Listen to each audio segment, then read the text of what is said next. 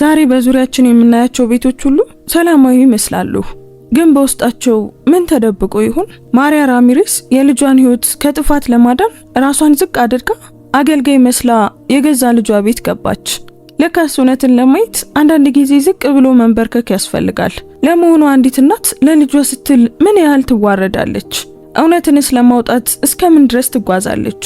በትዕቢት የተወጠረች ምራቷ እግር ስር ተንበርክካ ወለል ስታብስና በደልን ስትታገስ ይህ ሁሉ መስዋዕትነት የፈረሰውን ቤተሰብ ለመጠገን ይበቃ ይሆን? በቅንጦትና በውሸት ክንብ የታጠረው የልጇ ህይወት እናቱ በለበሰችው አሮጌ አፕሮንና በደበቀችው ማንነት አማካኝነት እንዴት ሊናጋ እንደሚችል፣ የእናት ፍቅር ድንበር፣ የሰው ልጅ ክፋትም መጨረሻ እንደሌለውና እውነት ሁሉ ጊዜ በድል እንደምትወጣ የሚያሳይ ነው። ለመሆኑ እናንተስ ብትሆኑ ለልጆቻችሁ ደህንነት ስትሉ በልጃችሁ ቤት እንደ ሰራተኛ ሆናችሁ ትቀጠሩ ነበር? ማሪያስ የከፈለችው ዋጋ ቤተሰቡን ይቀይረው ይሆን ወይስ ያፈራርሷል? ይህንን ልብ የሚነካ ታሪክ እስከ መጨረሻው ተከታተሉት። ሰላም ውድ ቤተሰቦቻችን እንደምን አላችሁ? ታሪኩን ከመጀመራችን በፊት እስኪ ከየት ሆናችሁ ይህንን ታሪክ እየተከታተላችሁት እንደሆነ ኮሜንት ላይ ጻፉልን። እነዚህ ታሪኮች ምን ያህል ርቀት እንደሚጓዙ ማወቅ ስለምንፈልግ ያላችሁበትን ሀገር አለም የከተማችሁን ስም ጻፉልን። ሁሉ ጊዜም ለምትሰጡን ሐሳብ፣ አስተያየት፣ ለምታበረታቱን በሙሉ ከልብ እናመሰግናለን። አንዲት የደግነት ተግባር የሰውን ህይወት ትቀይራለች ብላችሁ የምታምኑ ከሆነ ላይክ አድርጋችሁ ጀምሩት። የእናንተ አንድ ላይክ ለቻናላችን እድገት ትልቅ ዋጋ አለው። እንደዚህ አይነት አስደናቂ ታሪኮችን መስማት የምትወዱ ከሆነ ደግሞ ሰብስክራይብ በማድረግ ቤተሰባችንን ተቀላቀሉ። በየቀኑ የምንለቃቸው አዳዲስ ታሪኮች እንዳያመልጧችሁ የደውል ምልክቱን ተጫኑ። አሁን በቀጥታ ወደ ዛሬው ታሪካችን እንመለስ። ማሪያ ራሚሬስ ትንሽ ሻንጣ በእጇ ይዛና በጭንቀት ትንፋሽ በሚያሳጣት ሁኔታ ከታክሲ ወረደች። ሳን ፔድሮ ጋርዛ ጋርሲያ ውስጥ በሚገኘው በዚያ ግዙፍ ቤት አጥር ፊት ለፊት ቆመች። ነጭ ግንቦቹ፣ ከሰዓት ፀሐይን የሚያንጸባርቁ መስኮቶቹ እና ልክ ከነገሩ ለማምለጥ እንደሚፈልጉ ግድግዳው ላይ የተንጠለጠሉትን አበባዎች አየች። ለጥቂት ሰኮንዶች አልተንቀሳቀሰችም፣ ምክንያቱም ያንን አጥር ማለፍ ማለት ማንነቷን መተው ማለት ነበር። ወይዘሮ ማሪያ መሆኗን መተው፣ የአንቶኒዮ እናት መሆኗን መተው፣ የሶፊያና የማቴዎ አያት መሆኗን መተው ማለት ነበር። ከዚያ ቅስፈት ጀምሮ እሷ ሌላ ሰው ትሆናለች። ኤስፔራንዞ፣ በቅጥር ኤጀንሲ የተላከች ሰራተኛ፣ የአያት ስም የሌላት፣ ታሪክ የሌላት፣ ድምጽ የሌላት ሴት። ታክሲ ውስጥ የለበሰችውን ሰማያዊ አፕሮን አስተካከለች። በየሳምንቱ ሮማ በተባለው ሰፈር በሚገኝ የውበት ሳሎን ተስተካከለው የነበረውን ሽበት ጸጉሯን በሻርፕ ሸፈነችው እና በኪሷ ውስጥ የነበረውን የእንጨት መቁጠሪያ አጥብቃ ይዛ ወደ በሩ ተራመደች። ያ መቁጠሪያ የባሏ የነበረ ነው። ማሪያ ያለሱ የትም አትሄድም። የቤቱን ደውል ተጫነች። ድምጹ በቤት ውስጥ ልክ ባዶ ጉድጓድ ውስጥ እንደወደቀ ድንጋይ ጠፋ።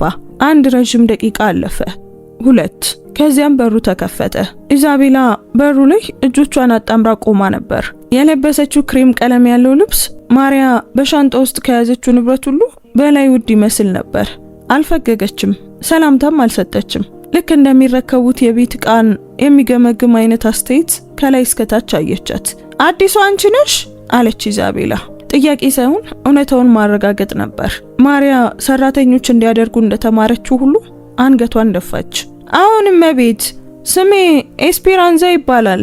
ኤጀንሲውን የላከኝ። ኢዛቤላ ቀድሞውኑ ጀርባዋን ሰጥታ ወደ ቤት ውስጥ እየገባች ነበር። የጫማዋ ተረከዝ በነጭ እብነበረድ ወለል ላይ የሚፈጥረው ድምጽ ጆሮ ላይ እንደሚሰካ ደረቅ ምት ይሰማል። ማሪያ በዝምታ ተከተለቻት እና በዚያ ረጅምና ቀዝቃዛ ኮሪደር ውስጥ ስታልፍ አንድ ያልተለመደ ነገር ታዘበች። ቤቱ ግዙፍ፣ ውብና በሚገባ ያጌጠ ነበር።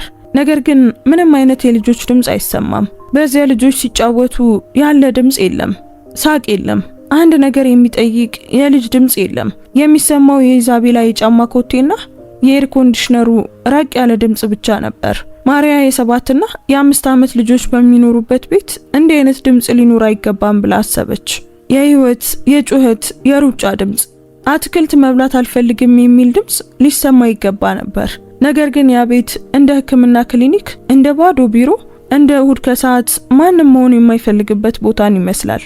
ኢዛቤላ ከኩሽናው አጠገብ ባለው ኮሪደር መጨረሻ ላይ ባለ አንድ በር ፊት ቆመች። ክፍልሽ እዚህ ነው አለች ዞር ሳትል። ስራ ከጧቱ 12 ሰዓት እስከ ምሽቱ 4 ሰዓት ነው። አስተያየት መስጠት አይፈቀድም። ከልጆቹም ጋር ከሚያስፈልገው በላይ አታውሪ። አንድ ነገር ካስፈለጋቸው እኔን ፈልጊኝ። ግልጽ ነው? ማሪያ የሻንጧን እጀታ ጣቶቿ እስኪነጡ ድረስ አጥብቃ ያዘችው። አሁንም እቤት ግልጽ ነው። ኢዛቤላ ቃል ሳትናገር ሄደች። ማሪያ የሰራተኛውን ክፍል ከፍታ በዝግታ ገባች። ክፍሉ ትንሽ ነበር። ግድግዳው ላይ የተለጠፈ ነጠላ አልጋ፣ ያለ መሸፈኛ ከጣሪያው ላይ የተንጠለጠለ አምፖል፣ ወደ ጓሮ የሚያሳይ ጠባብ መስኮት ነበረው። የክሎሪንና የታፈነ ሽታ ይሸታል። ልክ ለሳምንታት ማንም ያልተኛበት፣ ነገር ግን በሆነ መንገድ ጽዳቱ እንዲጠበቅ የተደረገ ይመስላል። ሻንጧን አልጋው ላይ አኖረች እና ያኔን ያየችው ግድግዳው ላይ ከአልጋው በላይ በፕላስተር የተለጠፈ ፎቶ ነበር። በግማሽ ተቀዷል። በቀረው ክፍል ላይ ሶፊያና ማቲዮ አይኖቿን ጨፍና ፈገግ የምትል ነጭ አፕሮን የለበሰች ሴትን ሲያቅፉ ይታያሉ። ልጆቹ የሚወዱትን ነገር አጥብቀው እንደሚይዙ ሁሉ እሷን አጥብቀው ይዘዋታል።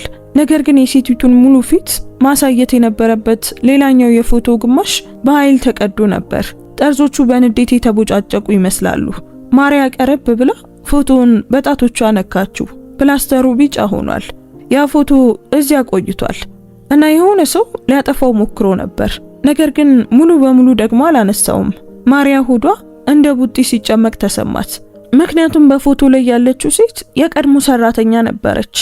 አንድ ሰው ያንን ፎቶ በዚያ ደረጃ በኃይል ከቀደደው ምክንያቱም ተራ ከስራ መሰናበት ብቻ ሳይሆን ሌላ ትልቅ ነገር አለ ማለት ነው። በዚያ ቅስፈት ከክፍሉ በር በስተጀርባ መጠነኛ ድምጽ ሰማች። በኮሪደሩ ላይ ድምጽ ሳያሰማ ለመሮጥ የሚሞክር የልጅ ፈጣንና ትናንሽ የእግር ኮቴዎች። ማሪያ ዞር ብላ በሩን ከፈተች። ኮሪደሩ ባዶ ነበር። ነገር ግን ልክ በሩ ፊት ለፊት መሬት ላይ በሁለት የታጠፈ ወረቀት ነበር። አንስታ ከፈተችው። በክሬዮን የተሳለ ስዕል ነበር። ጥቁር መስኮቶች ያሉት ቤት፣ አፏን ከፍታ የምትጮህ ቀይ ቀለም የተቀባች ትልቅ ሴት እና በአንድ ጥግ ላይ ተጠጋግተው ቀለም የሌላቸው ሁለት ትናንሽ ምስሎች። ልክ የሳላቸው ሰው ህይወት ሊሰጣቸው እንዳልፈለገ ሁሉ። ማሪያ በሩን ተደግፋ አይኖቿን ጨፈነች። በኪሷ ውስጥ ያለውን መቁጠሪያ የእንጨት ፍሬዎቹን መዳፏ ውስጥ እስኪገቡ ድረስ አጥብቃ ያዘች።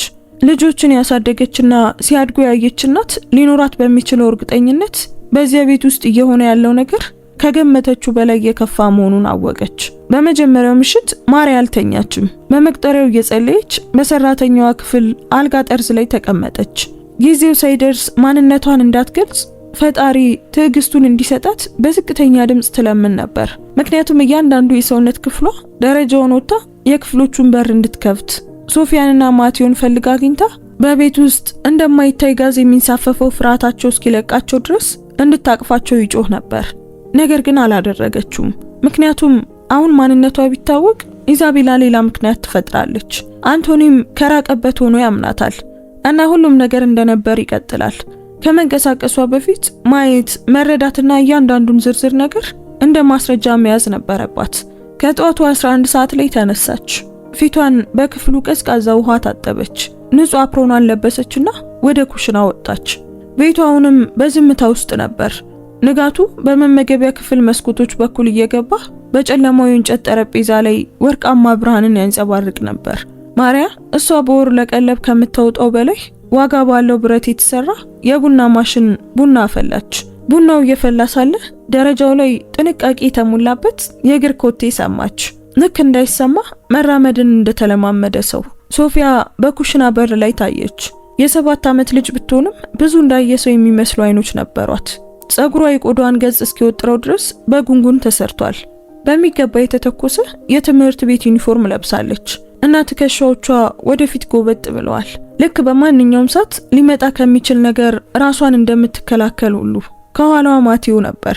5 ዓመቱ ሲሆን ማሪያ ከገመተችው በላይ ትንሽ ነበር። ምንም አላለም፣ አላያትም። በኩሽናው ወንበር ላይ ተቀመጠና እጆቹን ጠረጴዛው ላይ አድርጎ ሳይንቀሳቀስ ግድግዳው ላይ አንዲት ነጥብ ላይ አፈጠጠ። ልክ ከልክ በላይ መንቀሳቀስ መጥፎ ውጤት እንዳለው የተረዳ ይመስላል። እንደምን አደራችሁ አለች ማሪያ በቻለችው ለስላሳ ድምጽ። ቁርስ መብላት ትፈልጋላችሁ? ሶፊያ በማይተማመን ስሜት አየቻት። እኛ የምንበላው እዚህ ነው አለች በዝቅተኛ ድምጽ። እማዬ ፎቁ ላይ ነው ቁርስ የምትበላው። ማሪያ ይህንን ንግግር ልክ እንደ ተራ ነገር ስትናገረው በመስማቷ የሆነ ነገር በውስጧ ተሰበረ። እናትና ልጆች በአንድ ቤት ውስጥ ተለያይተው መብላታቸው በጣም የተለመደ ነገር ይመስል ነበር።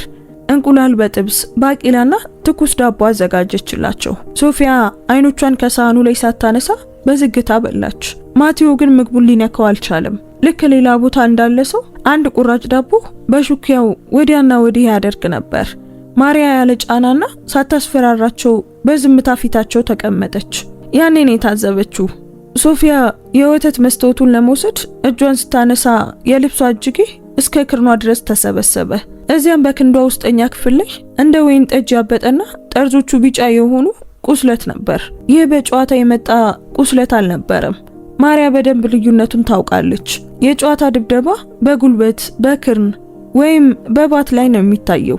በክንድ ውስጠኛ ክፍል ላይ የሚታይ ምልክት ግን አጥብቆ ከሚይዝ ከሚጨምቅ ወይም ከሚጎትት እጅ የሚመጣ ነው። ሶፊያ ማሪያ እያየች መሆኑን ስታውቅ እጇን በፍጥነት አወረደችውና እጅጌዋን እስከ እጇ አንጓ ድረስ ሳበችው። ስጫወት ነው የወደኩት አለች፣ ብዙ ጊዜ እንደተለማመደችው ሰው። ማሪያ አልመለሰችላትም። በዝግታ አንገቷን ነቀነቀችና ከእጆቿ እስከ ትከሻዋ የሚወጣባትን መንቀጥቀጥ ለመቆጣጠር እየሞከረች ዝም ብላ ተቀመጠች። ነገር ግን ማቴዎ ማሪያ ያልጠበቀችውን ነገር አደረገ። ምንም ቃል ሳይናገር ከኪሱ የተጨማደደ ወረቀት አውጥቶ ጠረጴዛው ላይ ያደረገውና በጣቶቹ ወደ ማሪያ ገፋው። ሌላ ስዕል ነበር። ይህ ግን ትላንት ምሽት በክፍሏ ላይ ካገኘችው የተለየ ነበር። በዚህ ስዕል ላይ ኩሽና፣ ጠረጴዛ፣ ሁለት ብቻቸውን የተቀመጡ ትናንሽ ምስሎች ይታያሉ። ከበስተጀርባ ደግሞ በወፍራም ጥቁር ክሬሊዮን መስመር ተለይታ ቀይ ልብስ የለበሰች አፏን የከፈተችና እጆቿና ጥፍሯ ግዙፍ የሆኑ ሴት ትታያለች። በስዕሉ ላይ እጆቿ ከምንም በላይ ትልቅ ነበሩ።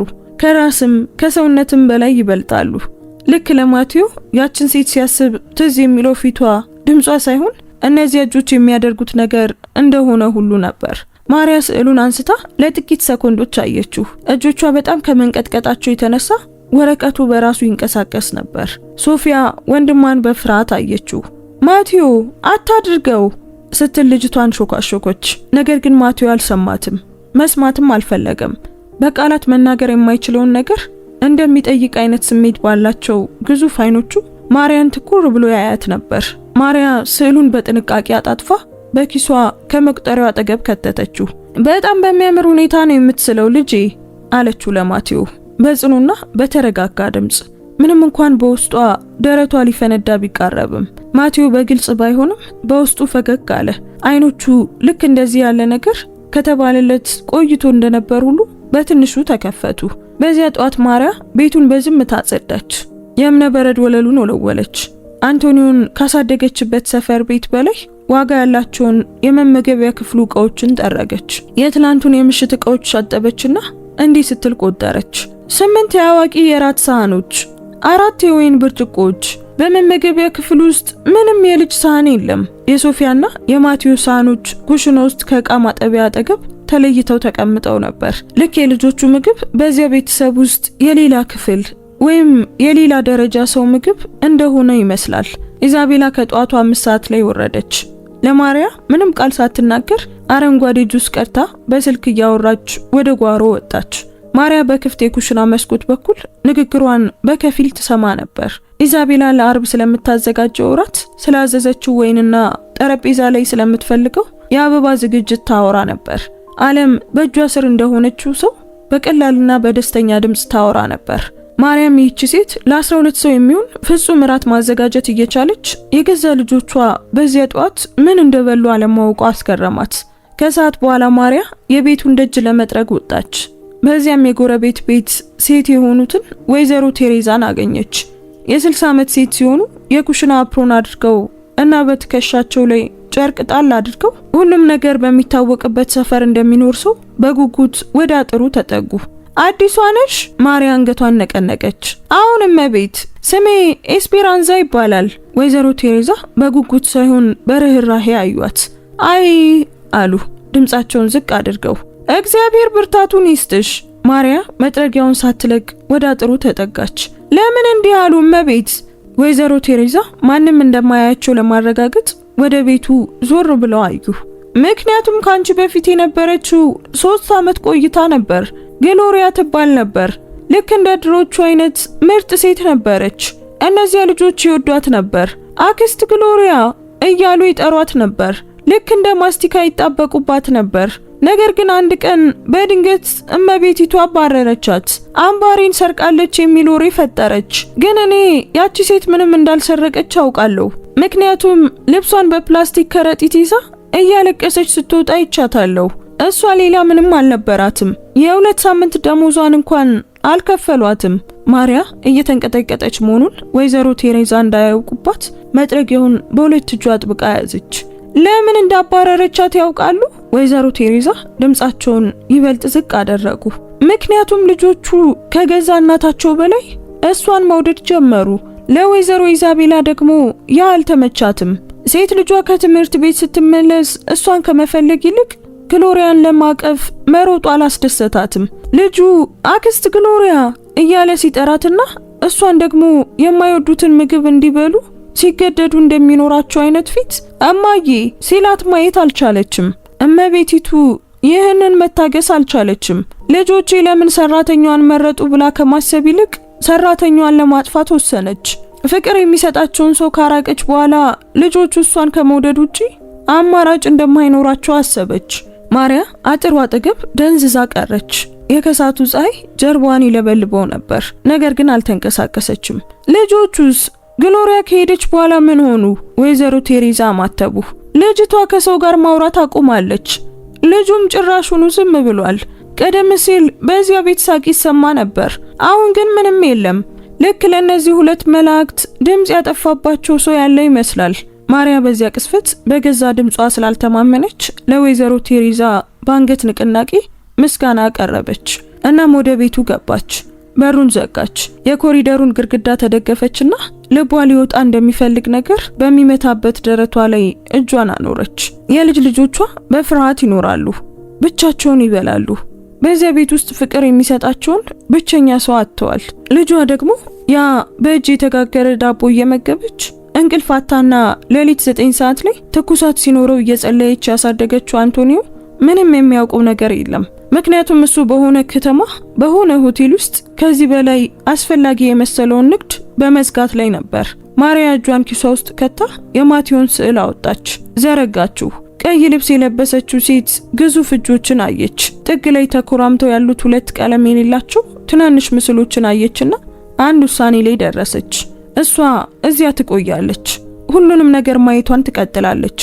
እያንዳንዱን ዝርዝር ነገር ትመዘግባለች እና በቂ ማስረጃ ሲኖራት የትኛውም ሰራተኛ ልታደርገው የማትችለውን እናት ግን የምታደርገውን ነገር ታደርጋለች። የገዛ ልጇ አይኖቹን እንዲከፍት ታስገድደዋለች። አርብ መጣ። ልክ ሰው እንደሚፈራው ግን ደግሞ ሊያስቀረው እንደማይችለው ቀን ማሪያ ጧቱን ያሳለፈችው ኢዛቤላ ላዘጋጀችው ራት ቤቱን በማዘጋጀት ነበር። የብር ማንኪያና ሹካዎቹን እያንዳንዳቸው እንደ መስታወት ብርሃን እስኪያንጸባርቁ ድረስ ወለወለቻቸው። ምንም አይነት መሸብሸብ የሌላቸውን ነጭ የጠረጴዛ ጨርቆች አነጠፈች። በጠዋት በአበባ መኪና የመጡትን ቀይና ነጭ ጽጌረዳዎች አዘጋጀች። ሽታቸው በጣም ከባድ ከመሆኑ የተነሳ የማሪያ አይኖች ይለበልቡ ነበር። ኢዛቤላ እያንዳንዱን ዝርዝር ነገር ልክ እንደ ቀዶ ጥገና ሐኪም በጥንቃቄ ትከታተል ነበር። አንድን ሳህን 2 ሴንቲሜትር ወደ ግራ ጠጋ አደረገች። እሷ ብቻ የምታየው ምልክት ያለበትን የወይን ብርጭቆ አስቀየረች። ወይኑን ቀምሳ ጥሩ ወይም መጥፎ መሆኑን ሳትናገር ዝም ብላ አንገቷን ነቀነቀች። በእነዚያ 6 ሰዓታት ዝግጅት ውስጥ አንዴም ቢሆን ሶፊያና ማቴዎ የት እንዳሉ አልጠየቀችም። ማሪያ ግን የት እንዳሉ ታውቅ ነበር። ከምሳ በኋላ ወደ ክፍላቸው ሲወጡ አይታቸዋለች።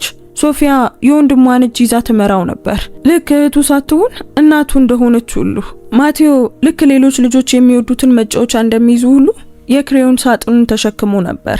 ማርያም እናታቸው በታችኛው ክፍል ውስጥ ሁሉም ሰው እንደ ስኬታማ ነጋዴ ፍጹም ሚስት አድርጎ የሚያዩትን የራት ግብዣዎችን ስታዘጋጅ እነዚህ 2 ልጆች ፎቅ ላይ ተቆልፎባቸው ስንት ምሽቶችን አሳልፈው ይሆን ብላ ራሷን ጠየቀች። እንግዶቹ ከምሽቱ 2 ሰዓት ጀምሮ መምጣት ጀመሩ።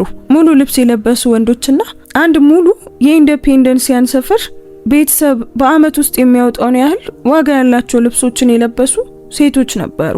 ኢዛቤላ በበሩ ላይ ፊቷን ሙሉ በሙሉ በሚቀይር ፈገግታ ተቀበለቻቸው። ልክ የከንፈሯን መስመሮች የሚያለሰልስና አይኖቿን የሚያበራ የሸክላ ማስክ ያደረገች ትመስላለች። ሴቶቹን ጉንጫቸው ላይ ትስማቸዋለች። የወንዶቹን እጅ በተገቢው በራስ መተማመን ትጨብጣለች። ስለ አንቶኒዮ ስታወራ የእሱ አለመኖር የቸልተኝነት ሳይሆን የስኬት ምልክት እንደሆነ አድርጋ ነበር። ባሌ በዋናው ከተማው በጣም አስፈላጊ የሆነ ንግድ እየዘጋ ነው ትል ነበር በኩራት። ግን እናንተን እንደሚገባችሁ እንድቀበላችሁ ፈልጓል። እንግዶቹ ፈገግ እያሉ አንገታቸውን ይነቀንቁ ነበር። ማርያም በመመገቢያ ክፍሉ ጥግ ላይ ሆና ውሃና ዳቦ ታቀርብ ነበር። እያንዳንዱ የኢዛቤላ ቃል በለሰለሰ እውነታ ላይ እየተቀባ ሌላ የቫርኒሽ ንብብር እንደሆነ ተሰማት። እራቱ ተጀመረ። ማርያ ለዚህ አጋጣሚ ተቀጥራ የነበረችው ሴት ያዘጋጀችውን ምግብ ታቀርብ ነበር። የቺሊ ፖብላኖ ክሬም፣ የታማሪላንድ ሶስ ያለው ስጋ፣ በመመገቢያ ክፍሉ መብራት ስር እንደ ወርቅ የሚያንጸባርቅ በቅመማ ቅመም የተሰራ ሩዝ። እያንዳንዱ ሳህን ማርያ ለአንድ ሳምንት ቀለብ ከምታወጣው በላይ ዋጋ ነበረው እና ጨዋታው ስለ ኢንቨስትመንት፣ ስለ አውሮፓ ጉዞዎችና ስለ ሪል ስቴት ፕሮጀክቶች ነበር። ተጋባዦቹ ስለ አየር ሁኔታ እንደሚወራው ሁሉ በቀላሉ ያወሩ ነበር። ማርያ እንደነዚህ ባሉ ቤቶች ውስጥ ሰራተኞች ሊሆኑ እንደሚገባው ሁሉ በማይታይ ሁኔታ ትሪዋን ይዛ ከኩሽና ወደ መመገቢያ ክፍሉ ትመላለስ ነበር። እናም ያኔ ስህተቱን ሰራች። ኢዛቤላ ከዋናው ምግብ ጋር ቀይ ወይን እንዲቀርብ ጠይቃ ነበር። ማርያ ከበረዶ ማቀዝቀዣው አጠገብ ተዘጋጅቶ የነበረውን ጠርሙስ አነሳችና መቅዳት ጀመረች። ነገር ግን ጠርሙሱ ትክክለኛው አልነበረም። ለመጀመሪያው ዙር ተከፍቶ የነበረው ነጭ ወይን ነበር። ማርያ ስህተቱን ያወቀችው በሁለተኛው ብርጭቆ አጋማሽ ላይ ነበር። የፈሳሹ ግልጽ ቀለም ሊሆን ከሚገባው ጥቁር ቀይ ጋር ሳይመሳሰል ሲቀር እና ስህተቱን ለማስተካከል ከመቻሏ በፊት የኢዛቤላ ድምጽ የመመገቢያ ክፍሉን አየር እንደ ቢላዋ ስለተሰነጠቀው። ምን እያደረግሽ ነው? ሁሉም ሰው ማውራቱን አቆመ። ሹካዎች በመንገድ ላይ ቀሩ። 12 ጥንድ አይኖች ጠርሙሱን እንደያዘች በቆመችውና ደረቷ ላይ አንዲት ጠብታ ወይን በፈሰሰባት ማርያ ላይ አረፉ። ኢዛቤላ በዝግታ ከመቀመጫዋ ተነሳች። ለራቱ የለበሰችው ቀይ ልብስ ልክ እንደ እሳት ነበልባል አብሯት ይንቀሳቀስ ነበር። ቀይ ወይኑን ቅጂ አልኩሽ፣ 3 ጊዜ ነው የነገርኩሽ። ደንቆሮ ነሽ እንዴ? ቃላቱ በማርያ ላይ እንደ ድንጋይ ወደቀ። ፊቷ ከግንባሯ እስከ አንገቷ ድረስ ሲግል ተሰማት። ያ ደረቅ ሙቀት ከመመገቢያ ክፍሉ ሙቀት ጋር ሳይሆን በ12 በማታውቃቸው ሰዎች ፊት የመዋረድ ስሜት ነበር። ያውም ደግሞ የገዛ ባሏ እናት መሆኗን በማታውቅ ሴት። እመቤት ይቅርታ ጠይቃለሁ አለች ማርያ አንገቷን ደፍታ። ጠርሙስ ተሳስቼ ነው። ኢዛቤላ በዝግታ ወደሷ ተራመደች። የጫማዋ ተረከዝ በእብነበረድ ወለሉ ላይ እያንዳንዱን እርምጃ ያጎላ ነበር። ከማርያ ግማሽ ሜትር ርቀት ላይ ቆመችና በንዴት ሳይሆን በከፋ ስሜት ከላይ እስከታች አየቻት። ንቀት ነበር። ሌላውን የሰው ልጅ አይቶ ምንም ዋጋ እንደሌለው እንደሚወስን ሰው አይነት ቀዝቃዛ ንቀት። በትክክል ይቅርታ ጠይቂ አለች ኢዛቤላ ልክ ስነ ስርዓት ሊይዝ እንደሚገባው እንስሳ ዝቅ ባልና ቁጥጥር ባለው ድምጽ ተንበርክካ እንድትጠይቅ በሚያስገድድ ሁኔታ ነበር። በመመገቢያው ጠረጴዛ ዙሪያ የሹክሹክታ ድምጽ ተሰማ። ከእንግዶቹ አንዷ ራሷን ለመደበቅ ብርጭቋን ወደ ከንፈሯ ወሰደች። ግራጫ ሙሉ ልብስ የለበሰ ሰው አይኑን ወደ መስኮቱ አዞረ፣ ግን ምንም አላለም። ማንም አልተንቀሳቀሰም።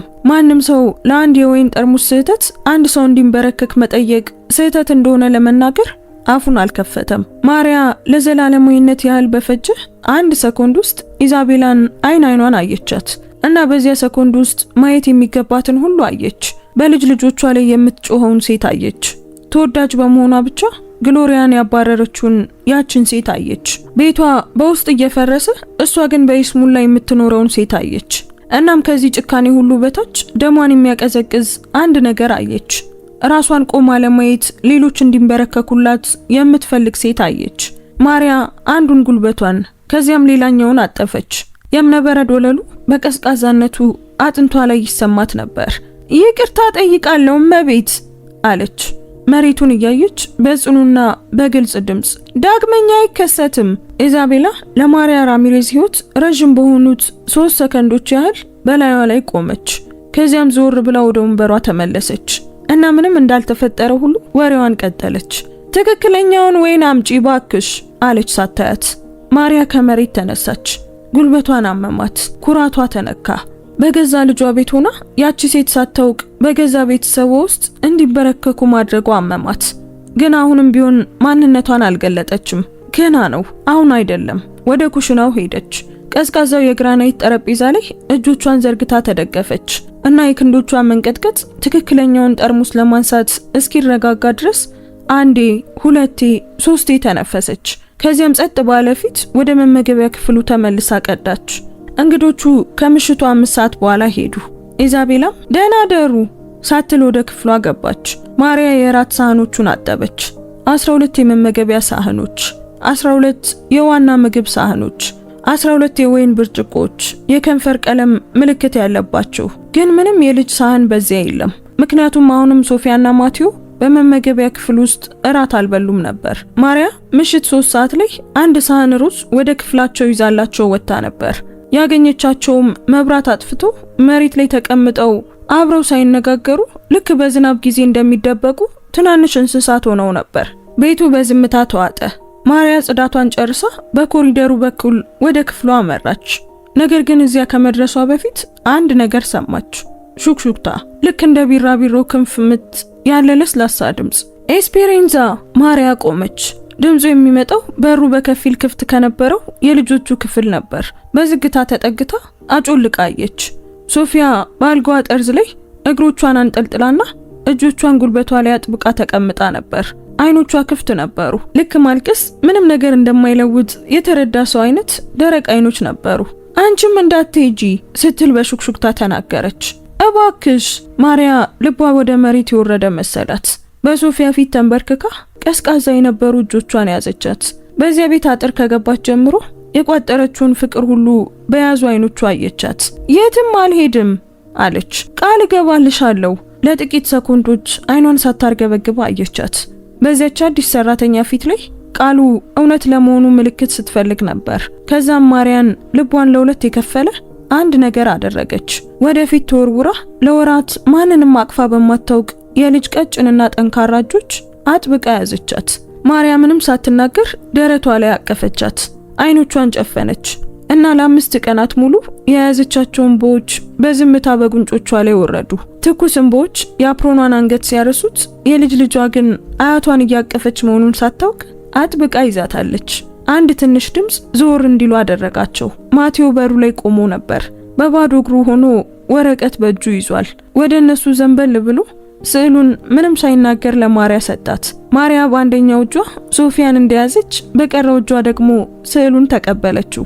ስዕሉን ስታይ ግን ቀድሞውኑ እየፈሰሰ የነበረው እንባዋ ይበልጥ በረታ። ግራጫ ጸጉር ያላት ሰማያዊ አፕሮን የለበሰች ሴት ነበረች። ፈገግ ብላለች። ማቴዎ አንድ ሰው ፈገግ ብሎ ሲስል ይህ የመጀመሪያ ጊዜው ነበር። ማሪያ ስልኩን ለመደወል እስከ ቅዳሜ ጠዋት ድረስ ጠበቀች። ኢዛቤላ በየቅዳሜው ወደምትሄድበት የዮጋ ትምህርት ቤት በማለዳ ወጥታ ነበር። ልጆቹም እንደ ሁል ጊዜው በራቸውን ዘግተው በክፍላቸው ውስጥ ነበሩ። ማሪያ በሰራተኛዋ ክፍል ውስጥ ተቆልፎባት ከመጀመሪያው ቀን ጀምሮ ፍራሽ ስር ደብቀው የነበረውን ስልክ አወጣችና የአንቶኒዮን ቁጥር ነካች። ከመነሳቱ በፊት 4 ጊዜ ጠራ። የልጇ ድምጽ ከሩቅ በሐሳብ የተሰረቀና ከበስተጀርባ የኤርፖርት ጫጫታ እየተሰማ መጣ። እማዬ፣ አሁን ጥሩ ጊዜ አይደለም። ወደ ጓዳላሃራ ለመብረር ዝግጅት ላይ ነኝ። ማሪያ አይኖቿን ጨፍና ስልኩን ጆሮዋ ላይ አጥብቃ ያዘች። አንቶኒዮ፣ ወደ ቤት እንድትመጣ ፈልጋለሁ። አስቸኳይ ነው። ስለ ቤተሰብ ነው። በሌላኛው በኩል ዝምታ ሰፈነ። ማሪያ ያንን ዝምታ ታውቋለች። አንቶኒዮ ከንግድ ዓለሙ ወጥቶ ማሰብ የማይፈልጋቸውን ነገሮች እንዲያስብ ሲገደድ የሚያደርገው ዝምታ ነው። የሆነ ነገር ተፈጠረ? ልጆቹ ደህና አይደሉም? ማሪያ እያንዳንዱን ቃል ልክ በቀጭን በረዶ ላይ እንደሚራመድ ሰው በጥንቃቄ መረጠች። ልጆቹ ደህና ናቸው፣ ግን በአካል ማየት እፈልጋለሁ። በስልክ አይደለም። እንዲህ ላስረዳው የማልችለው ነገር ነው እና ልጄ በጣም አስፈላጊ ነው። ከማንኛውም በረራ በላይ አስፈላጊ ነው። ልጄ የሚለው ቃል በራሱ ወጣ። ማርያም ከንፈሯን ነከሰች። ምክንያቱም ያ የጨነቃት እናት ድምጽ ሮማ ሰፈር ከምትኖር ሴት የሚጠበቅ ተራ ጥሪ አልነበረም። ነገር ግን አንቶኒዮ ምንም የተለየ ነገር የታዘበ አልመሰለም። ድምጽን ለመተንተን በማይችልበት ሁኔታ በስራው ተወጥሮ ነበር። አርብ ምሽት ለመድረስ እሞክራለሁ አለ። ቢበዛ ደግሞ ቅዳሜ ጠዋት። እስከዚያ ሊቆይ ይችላል። ማሪያ አርብን አሰላች። 6 ቀናት ይቀራሉ። 6 ተጨማሪ የይስሙላ ፈገግታ ቀናት። 6 ተጨማሪ ምግብ የማቅረብና ብርጭቆ የማጠብ ቀናት። 6 ተጨማሪ የልጅ ልጆቿ በኩሽና ብቻቸውን ሲበሉ የማየት ቀናት። አዎ እሺ አለችው። ግን አንቶኒዮ ለማንም ሳታሳውቅ ዝም ብለህና። ሌላ ረጅም ዝምታ። ለኢዛቤላም ሳላሳውቅ። ማሪያ በነጻ እጇ በኪሷ ውስጥ ያለውን መቁጠሪያ አጥብቃ ያዘች። ለማንም ሳታሳውቅና እኔን እመነኝ አንቶኒዮ ተነፈሰ። በኤርፖርት ውስጥ ወደ ሞንትሬ የሚሄድ በረራን የሚገልጽ ድምጽ በስልኩ ውስጥ ተሰማ። እሺ ማዬ እመጣለሁ። ማሪያ ስልኩን ዘጋችውና በሰራተኛዋ ክፍል አልጋ ላይ ተቀምጣ ስልኩን በእጆቿ መካከል ይዛ ግድግዳው ላይ የተለጠፈውን የተቀደደ ፎቶ ትኩር ብላ አየችው። 6 ቀናት የሚያስፈልጋትን ሁሉ ለመሰብሰብ 6 ቀናት ነበሯት። መጀመሪያ የሚያስፈልጋት ደግሞ ግሎሪያን ማግኘት ነበር። በዚያው ከሰዓት በኋላ ኢዛቤላ ከዮጋ ተመልሳ ስልኩን ጆሮዋ ላይ ለጥፋ ክፍሏ ስትቆለፍባት ማሪያ የጎደለ የጽዳት ዕቃ ለመግዛት ለመውጣት ፍቃድ ጠየቀች። ኢዛቤላ አላየቻትም። 1 ሰዓት አለሽ አለች ከበሩ በስተጀርባ ሆና። ማሪያ ከቤት ወጥታ እስከ ዋናው መንገድ ድረስ ተራመደች። ከዚያም ወደ ከተማው ደቡብ የሚያደርሳትን አውቶቡስ ተሳፈረች። ወይዘሮ ቴሬዛ ግሎሪያ በኢንዲፔንደንሲያ ሰፈር ቤተክርስቲያን አጠገብ በምትከራየው ክፍል እንደምትኖር ነግረዋት ነበር። ማሪያ የአየሩ ጠረን አዲስ የተጋገረ በቆሎና የተሽከርካሪ ጭስ በሚሸትበት ድንጋያማ መንገድ ላይ ከአውቶቡሱ ወረደች። ቤቶቹ ትናንሽ ያልተቀቡ የጡብ ቤቶች፣ ጣሪያቸው ላይ ልብስ የተሰጣባቸውና በመስኮታቸው ላይ የአበባ ማሰሮች ያሉባቸው ነበሩ። ቤተክርስቲያኑን አገኘች። የኮንክሪት መስቀል ያለባትና ወደ ውስጥ ለመጸለይ በሚገቡ በሺዎች በሚቆጠሩ እጆች የደከመ ጥቁር የእንጨት በር ያላት መጠነኛ ህንጻ ነበረች። ጥግ ላይ ያለን ትንሽ ሱቅ ጠየቀች። የሱቁ ባለቤት አጭር ጸጉር ያላትና የአበባ አፕሮን የለበሰች ሴት በጉጉት አየቻት። ግሎሪያ፣ አዎ እዚህ ጥግ ላይ ነው የምትኖረው። ከወረቀት መሸጫው አጠገብ ያለው ሰማያዊ ክፍል። ግን ቤት መሆኗን አላውቅም። ለወራት ስራ ስትፈልግ ቆይታለች። ነገር ግን በፊት ተሰራበት የነበረው ቤት እመቤት ለኤጀንሲው ቅሬታ ስላቀረበች ማንም አይቀጥራትም። ሌባ ነች ብላን የነገረቻቸው። ደግሞ ታውቂያለሽ እንዲህ ያለ ቅሬታ ሁሉንም ነገር ይዘጋል። ማሪያ መስግናት ወደ ሰማያዊው ክፍል ተራመደች። በሩ በከፊል ክፍት ነበር። በውስጡም ባለ 6 ማዕዘን ብርድ ልብስ የተነጠፈበት ነጠላ አልጋ ነበር።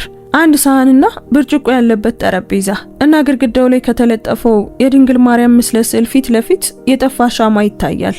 ግሎሪያ መስኮቱ አጠገብ በፕላስቲክ ወንበር ላይ ተቀምጣ በመርፌ ሱሪ እየሰፋች ነበር። የ52 ዓመት ሴት ብትሆንም ከዚያ በላይ ትመስላለች። ከ15 ዓመቷ ጀምሮ ቤት በማጽዳት የደከሙ ሻካራና ጠንካራ እጆች፣ ዝቅ ብሎ የታሰረ ጸጉር፣ ለወራት በችግር በመኖሯ የደከሙ አይኖች ነበሯት።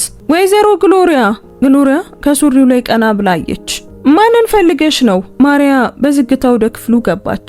ሌላ ወንበር ስለሌለ የአልጋው ጠርዝ ላይ ተቀመጠችና እውነቱን ነገረቻት። በእርግጥ ሁሉንም እውነት ገና አልነገረቻትም፣ ግን በቂ የሚሆነውን ያህል በአንቶኒዮ ቤት ውስጥ እንደምትሰራ፣ ልጆቹ እንዴት እንደሚኖሩ እንዳየች፣ ኢዛቤላ ያደረገችባትን እንደምታውቅና መርዳት እንደምትፈልግ ነገረቻት። ግሎሪያ ማሪያ በሚገባ የተረዳችውን የመገረምና ያለመተማመን ስሜት ባለው እይታ አየቻት። ምክንያቱም አንድ ሰው ባላደረገው ጥፋት ለወራት እንደ ወንጀለኛ ሲታይ ያለመተማመን ስሜት ብቸኛው መከላከያው ይሆናል። በሙሉ ክብር እመቤት አለች ግሎሪያ መርፌውን ሳትለቅ። እኔ ስለዚያ ቤት ምንም መስማት አልፈልግም። ስራዬን ቀሙኝ፣ ስሜንም አጠፉብኝ። ለ3 ዓመታት እንደገዛ ልጆች የተንከባከብኳቸውን ልጆች ቀሙኝ። የ5 ዓመት ልጅ አይንሽን እያየ አክስት ግሎሪያ እባክሽን እንዳትሄጂ ሲልሽ ምን እንደሚሰማ ታውቂያለሽ? እናም መሄድ ግድ ሲሆንብሽ። ማሪያ ጉሮሮዋ ተዘጋ። ምክንያቱም እሷ ምን እንደሚሰማ ታውቃለች። ከ2 ምሽት በፊት ሶፊያ ለሷም በትክክል ያንኑ ብላታለች። ግሎሪያ በጽኑ ድምጽ ንግግሯን ቀጠለች። ነገር ግን ድምጿ ልክ እንደተሰነጠቀው ግንብ በውስጡ ስንጥቅ ነበረው። ያቺ ሴት ልጆቹን በትንሽ በትልቁ ትጮህባቸዋለች። ሶፊያ 1 ብርጭቆ ወተት ካፈሰሰች እመቤቲቱ እጇን ይዛ ደንቆሮ ትላታለች። ማቴዎ ካለቀሰ ወንድ ልጅ አያለቅስም ብላ እራት ሳይበላ ወደ ክፍሉ ትሰዷለች። እሷ በማታይበት ጊዜ አቅፋቸው ነበር። እሷ በራት ግብዣ ላይ ስትሆን እኔ ኩሽና ውስጥ ተረት አነብላቸው ነበር።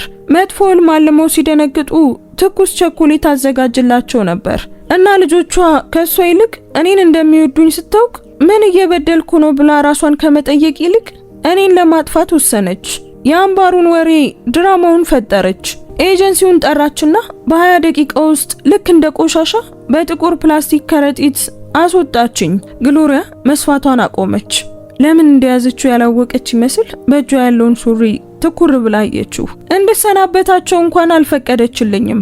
አለች በቀጭን ድምጽ። በመጨረሻ ያየሁት ሶፊያን ነበር። በፎቁ መስኮት በኩል አጮልቃ እያየችኝ ነበር። ሳታለቅስ ሳትጮህ ዝም ብላ አየችኝ። ያ ደግሞ ከማንኛውም ጩኸት በላይ የከፋ ነበር። ማሪያ ከአፕሮኗ ኪስ ውስጥ የማቴዎን ስዕሎች አወጣች። በሳምንት ውስጥ ያስቀመጠቻቸው 3 ስዕሎች። በአልጋው ላይ አንዱን ከሌላው ጎኑ ዘረጋቻቸው። የመጀመሪያው ጥቁር መስኮቶች ያሉበት ቤት ነበር። ሁለተኛው ግዙፍ እጆች ያሉት፣ ሶስተኛው ደግሞ ግራጫ ጸጉር ያላት ሴት ፈገግ ስትል የሚያሳይ። ግሎሪያ ስዕሎቹን ስታይ አይኖቿ ወዲያውኑ በእንባ ረጠቡ። ምክንያቱም የስዕል አሳሳሉን፣ ክሬዮኖቹን እና ማቴዎ እጆችን ሁልጊዜ ከራስ በላይ ትልቅ አድርጎ የሚስልበትን መንገድ ታውቀዋለች። ምክንያቱም ለሱ እጆች በዓለም ላይ ትልቁ ነገር ነበሩ። የሚያቅፉት እጆች እና የሚጎዱት እጆች፣ እሱ በቃላት መግለጽ የማይችለውን ታሪክ የሚናገሩት እጆች። ይህ ልጅ አለች ግሎሪያ በጣቶቿ ወረቀቶቹን እየነካች። ይህ ልጅ እኔ እዚያ በነበርኩበት ጊዜ ቀኑን ሙሉ ይስል ነበር። ግን የሚያማምሩ ስዕሎች ነበሩ፣ አበባዎች፣ ውሾች። አንድ ጊዜ እኔን የመልአክ ክንፍ አድርጎ ስሎኝ ነበር። ማሪያ የግሎሪን እጅ በሁለት እጆቿ ያዘች። ልመና ሳይሆን ቃል ኪዳን እንደሚያስር ሰው አጥብቃ ያዘቻት። ነገሮች ይቀየራሉ ወይዘሮ ግሎሪያ። ግድግዳው ላይ ባለው የድንግል ማርያም ምስል ይሁንብኝ፣ ቃል እገባልሻለሁ። ግሎሪያ ውሸት ወይም ቆንጆ ቃላትን ተናግሮ እንደሚያጥፍ ሰው መሆኑን ለማወቅ ማርያን አይኗን አየቻት። እመቤት አለች በዝግታ፣ እዚያ ቤት ማንም ምንም ሊያደርግ አይችልም። ያቺ ሴት ሁሉንም ነገር ተቆጣጥራለች። ባሏን ፍጹም ሚስት ነኝ ብላ ሳምናለች። ጎረቤቶቿን ደግሞ ጨዋ ሴት ነኝ በሚል ፈገግታዋ ዝም አሰኝታቸዋለች። ለመናገር የሚሞክርን ማንኛውንም ሰው ትደፈጥጣለች።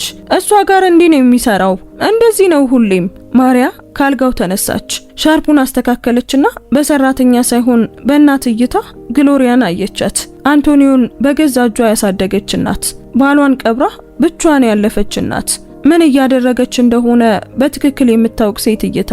እኔ አንቺ የምታስብኝ ሰው አይደለሁም ወይዘሮ ግሎሪያ አለች ማሪያ፣ እና ጊዜው ሲደርስ ያንን አሳይሻለሁ። ለጊዜው ግን እንድታምኚኝ ብቻ ፈልጋለሁ። ይህን ማድረግ ትችያለሽ? ግሎሪያ አልመለሰችም፣ አይም ግን አላለችም። ማሪያ ለጊዜው ይህ በቂ መሆኑን አወቀች። ከሰማያዊው ክፍል ወጥታ ወደ ዋናው መንገድ ተራመደች። ወደ ሳን ፔድሮ ጋርሲያ የሚወስዳትን አውቶቡስ ተሳፈረች እና ለምን እንደወጣች ምክንያት እንዲሆናት የክሎሪን ከረጢት በእጇ ይዛ በሰራተኛ መግቢያ በኩል ገባች። ኢዛቤላ ምንም አልጠየቀችም። ኢዛቤላ እንደማይታዩ የምትቆጥራቸውን ሰዎች ምንም አትጠይቅም። ማሪያ ወደ ክፍሏ ገብታ በሩን ዘጋችና መቁጠሪያዋን አወጣች። በእጆቿ አጥብቃ ይዛ በዝምታ ጸለየች። ተአምር አልለመነችም። ይልቁኑ በጣም ከባድ ነገር ለመነች። ሳትፈነዳ 5 ተጨማሪ ቀናትን ለመታገስ ትዕግስትን ለመነች። 5ቱ ቀናት ሰው እያንዳንዱን ሰዓት እንደሚቆጥር ሁሉ በዝግታ አለፉ። ማሪያ ታጸዳለች፣ ታቀርባለች፣ ትታዘዛለች። በየምሽቱ ክፍሏ ተቆልፎባት አልጋው ላይ ተቀምጣ እንቅልፍ እስኪወስዳት ድረስ መቁጠሪያዋን በእጆቿ አጥብቃ ትጸልይ ነበር። ሶፊያና ማቴዎ ኢዛቤላ ከመነሳቷ በፊት ኩሽና ውስጥ ኤስፔራንዛን መፈለግ ለምደው ነበር። ብዙ አያወሩም ነበር። በትምህርት ቤት አንዲት ልጅ ስቲከር እንደሰጠቻት ወይም የሙዚቃ አስተማሪው ስለ አንዲት ጢንዚዛ የሚናገር ዘፈን እንዳስተማራቸው ያሉ ትናንሽ ነገሮችን በዝቅተኛ ድምጽ ይነግሯት ነበር። ማቴዎ አያወራም ነበር። ነገር ግን እንደ በፊቱ እጆቹን ጠረጴዛ ላይ አጣጥፎ ዝም ብሎም አይቀመጥም። አሁን ማሪያ ቁርስ ስታዘጋጅ አጠገቧ ሆኖ ይስል ነበር። አልፎ አልፎ ምንም ሳይናገር ስዕሉን ያሳያት ነበር። እሷን በፈገግታ አንገቷን እንድትነቀንቅለት ይጠብቃል። ማርያም ሁል ጊዜ አንገቷን ትነቀንቅለታለች። ምክንያቱም የልጁ እያንዳንዱ ስዕል ሊናገረው የማይችለው ቃል እንደሆነ ስለምታውቅ እና አንዱንም ያለምላሽ መተው ስላልፈለገች ነበር። ቅዳሜ መጣ። ከጧት ጀምሮ የቤቱን ግድግዳዎች የሚያሞቅ የጥቅምት ፀሐይ ወጥቶ ነበር። ኢዛቤላ ለከሰዓት 9 ሰዓት የሚሆን ከቤተሰብ ጋር የሚበላ የምሳ ግብዣ አዘጋጅታ ነበር። የኢዛቤላ እናት ከኩሬታሮ መጣለች። አንዲት አክስት፣ 2 የአጎት ልጆች ባሎችና ጥቂት የኢዛቤላ አስፈላጊ እንደሆኑ የምታስባቸው የቤተሰብ ጓደኞች ነበሩ። ማሪያ እንደባለፈው ጊዜ ሁሉ የመመገቢያ ጠረጴዛውን በጥንቃቄ አዘጋጀች። የጠረጴዛ ጨርቆች፣ የብር ማንኪያና ሹካዎች፣ ብርጭቆዎች፣ አበባዎች፣ ሁሉም ነገር እንከን የለሽ፣ ሁሉም ነገር ፍጹም። ግን ሁሉም ነገር ውሸት ነበር። ኢዛቤላ ያንኑ ቀይ ልብስ ለብሳ ነበር። የማቴዎስ ስዕሎች ወደ አስፈሪ ህልም የደንብ ልብስነት የቀየሩትን ያንኑ ቀይ ልብስ ማርያ በደረጃው ላይ በጫማው ተረከዝ በእብነ በረድ ወለል ላይ ያንን ደረቅ ድምጽ እያሰማች ስትወርድ አየቻት። ያ ድምጽ ቀድሞውኑ በማርያ አእምሮ ውስጥ የታተመ ነበር። ልክ መጥፎ ነገር ይዞ እንደሚመጣ አይነት ድምጽ ነበር። እንግዶቹ በሰዓቱ ደረሱ። መሳሳም፣ መተቃቀፍ፣ ውድ ሽቶች በመመገቢያ ክፍል ውስጥ ማርያ ከገዛችው ከደረቅ የአሳማ ስጋ ሽታ ጋር በአየር ላይ ይደባለቁ ነበር። ኢዛቤላ ለሁሉም ነገር እንደምትጠቀመው ሁሉ በዚያ የውሸት ፈገግቷ ጠረጴዛውን ትመራ ነበር። ስለ አንቶኒዮ በሚሰላ አድናቆት ታወራ ነበር። ስለ ልጆቹ ደግሞ ስለ እያንዳንዱ ምንም የተለየ ነገር በማይገልጽ በደመ ነፍስ ፍቅር ታወራ ነበር። ምክንያቱም ስለ ልጆቿ የተለየ ነገር ለመናገር መጀመሪያ ማወቅ አለባት። ኢዛቤላ ደግሞ ፈጽሞ አታውቃቸውም ነበር። ሶፊያና ማቴዎ በጠረጴዛው መጨረሻ ላይ አብረው በዝምታ ተቀምጠው ነበር። ሶፊያ ጀርባዋን ቀጥ አድርጋ እጆቿን ከጠረጴዛው በታች ልብሷ ላይ አጥብቃ ይዛ ነበር። ማቴዎ ሳይበላ ሳህኑን ትኩር ብሎ ያይ ነበር። ማርያ ከኩሽናው ወደ መመገቢያ ክፍል ሳህኖችን ስታቀርብ፣ ብርጭቆችን ስታነሳ፣ የውሃ ጀበናዎችን ስትሞላ ትመላለስ ነበር። በማይታይና ውጤታማ በሆነ ሁኔታ ልክ ከሷ እንደሚጠበቀው ሁሉ። ከዚያም ኢዛቤላ ለፍጹም የከሰዓት ዝግጅቷ ካላካተተችው ድራማ ውጪ የሆነ ነገር ተከሰተ። ማርያ 4 የጣፋጭ ምግብ ሳህኖች ያሉበትን ትሪ ይዛ ስትሄድ የግራ ጫማዋ ተረከዝ በመመገቢያ ክፍሉ ምንጣፍ ጠርዝ ላይ ተጠላለፈ። ትሪው ዘመም አለ። ሳህኖቹ ተንሸራተቱ እና አንዱ ሳህን መሬት ላይ በታላቅ ድምጽ ተሰበረ። ይህም ጠረጴዛውን በሙሉ በጩኸት አጥለቀለቀው። ኢዛቤላ የወይን ብርጭቋን ጠረጴዛው ላይ አኖረችው። እንቅስቃሴው የተረጋጋ ይመስል ነበር። ነገር ግን ማርያ ወዲያውኑ አወቀች። ያ ድምጽ ከመምጣቱ በፊት ያለው ጸጥታ ነበር። ልክ የልጅ ልጆቹ በዚህ ቤት ውስጥ ከሚሰሙት እያንዳንዱ ጩኸት በፊት እንደሚኖረው አይነት ጸጥታ። ኢዛቤላ ተነሳች። ሁሉም አይኖች ተከተሏት። ማርያ ተንበርክካ የወደቀውን የሸክላ ስባሪ በባዶ እጇ ሰብስባ ትሪው ላይ በፍጥነት ወደምታደርግበት ቦታ ተራመደች። ምን ሆነሻል? የኢዛቤላ ድምጽ ጩኸት አልነበረም። ከዚህ የከፋ ነገር ነበር። ከማንኛውም ጩኸት በላይ የሚቆርጥ ቀዝቃዛ ድምጽ ነበር። ምንም ነገር በትክክል ማድረግ አትችም። አንድ ነገር ብቻ ነው የጠየኩሽ፣ እሱም አንድ ነገር አቃተሽ። ማርያ ከመሬት ቀና ብላየች። ኢዛቤላ ቀይ ልብሷ በእግሮቿ ዙሪያ እንደ እሳት መጋረጃ ተንዘርፍፎ በላይዋ ላይ ቆማ ነበር። እጆቿን አጣምራ መንጋጋዋን ነክሳ። ከኢዛቤላ በስተጀርባ በጠረጴዛው ማዶ ማርያ የሱፊያን ፊት አየች።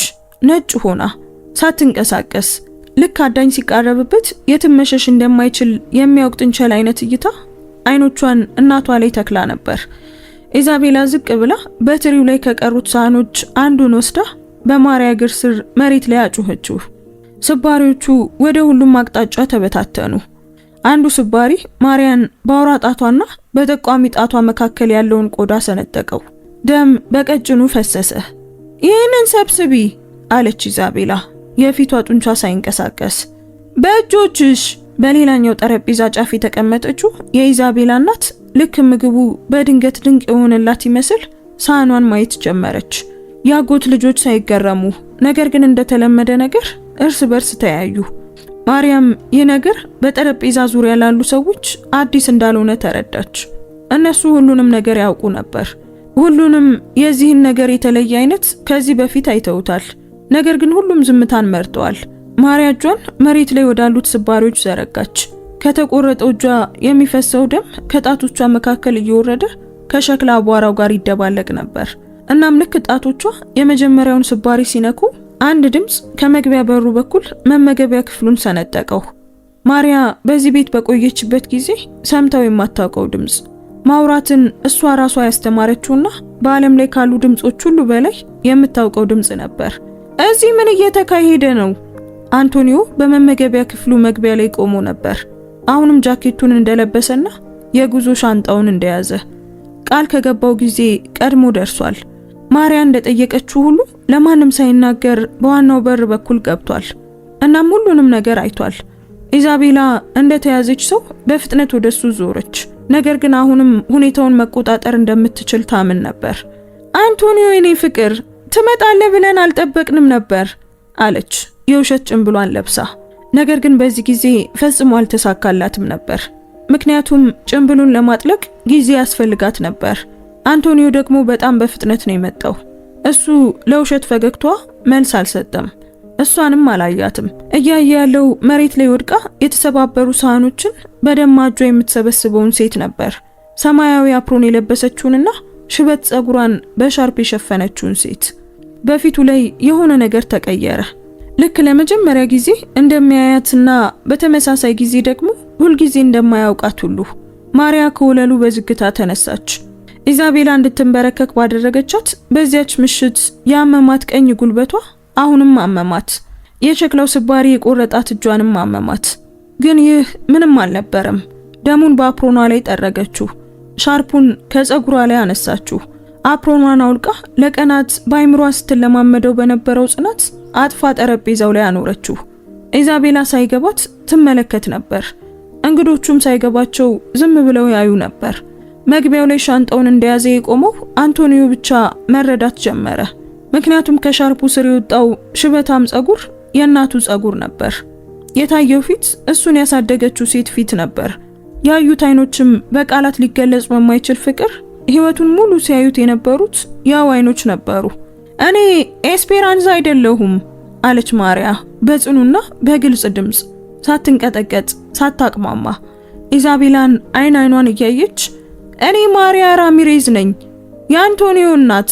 የልጅ ልጆቼንና አንቺ ዝቅ አድርገሽ የምታያቸውን ሰዎች እንዴት እንደምትይዢ በገዛ አይኔ አየው።